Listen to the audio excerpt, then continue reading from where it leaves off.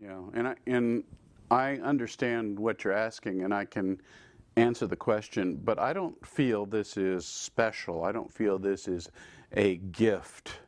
Some people do, some people who do healings or do readings put a shine on it and saying this is a very special gift and that I have to take care of. And I don't know if that's true or not. I certainly don't. To me, it's so very ordinary, but maybe that's because I grew up in it. But to answer the question of what do I mean by I grew up in it, why do I think this is so ordinary, there is a time in which I sort of began to grasp intellectually what it was all about. And then there was a time in which, having the intellectual knowledge that this was possible, I began to use it, and then it winked out, and it was like I was asleep for a period of time, which was the teenage years until, my late 20s, married, had kids and everything, and the light came back on again, and this whole adventure in the Army started. So backing up, before I became intellectually aware of things going on, it was routine for me at night. A lot of kids fight about bedtime, going to bed, and I don't want to go to bed, I want to stay up and do this, and so forth and so on. I was always eager to go to bed because for me it was like watching television. What channel would I turn to tonight? And the language is something that in the 21st century we don't quite understand, but back in the day, in the 50s and 60s, we actually had to turn a knob on a television, and that's the way you would tune the different television channels. So we always said we'd turn to the next channel, but now I guess we push a button to the next channel or something.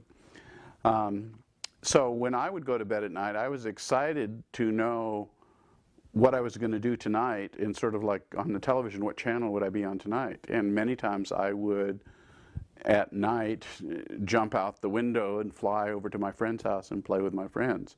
And well, that's what everybody does at night. I mean, that's why we sleep. Sometimes we're awake and we do this, and then we go to bed at night so that we can go do this other stuff. But along with that process, I was quite old, 8, 9 years old, and had a bedwetting problem. And on my bed at home there was a big rubber mat that was underneath my mattress pad and my sheets.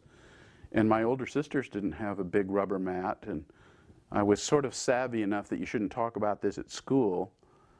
And it was something, as I grew up, I was never ridiculed or scolded or anything else, but I knew there was something that was a little different. And when I got older, 8, 9 years old, then it became my responsibility to wash my sheets when this happened. My parents, I guess, had decided, well, maybe if he thinks about the consequences, the sheets have to be cleaned, maybe that will help him to understand what's going on here. I remember very distinctly one night, as I'm seeing it in my head as I'm telling you, I remember very distinctly one night waking up in bed, and I was mad. I was just furious, and I was screaming and tantruming. And my mother came running in and said, "What's wrong? What's wrong? Did you hurt yourself? Are you okay?" And I looked at her and I said, "I remember. I got up and I went into the bathroom. I sat on the toilet. And when I began to pee, I woke up here and I was all wet. I am mad." And she'd grab me and she cuddled me and she says, "Oh, that's okay, you're fine."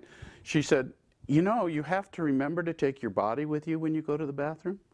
And I said, "What do you mean?" And she says, "Well, sometimes you're in your body and sometimes you're not in your body. But when it's time to go to the bathroom, you always have to check that you're going to take your body with you in there." And I was like, oh. And I never wet my bed again.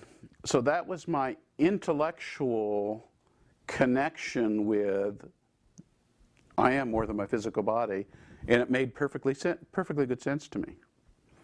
Now, in my junior high school years, when I became interested in girls, junior high school kid is much too shy to approach these girls that are blossoming out and experimenting with makeup, and the boys in junior high are like, oh my goodness, look at that. But I could go visit them at night. And so I remember going out of body and flying around this girl's house at night and so forth and so on. So again, this is regular. You know, it isn't everybody this way. Even today at the Institute, people will come and share with me, oh my goodness, I just read Bob Monroe's book. I got it in the bookstore. It was just 5 months ago, and I decided to come here. And this is all so exciting and so new, and I never realized. And I nod and I smile, and I have no concept of what they're talking about, because this has always been part of me. It isn't something that I knew or I discovered, or a brand new thing I discovered when I was 46 years old, or anything else. It's just, well, this is the way it is, of course, you know, so it's very real for me.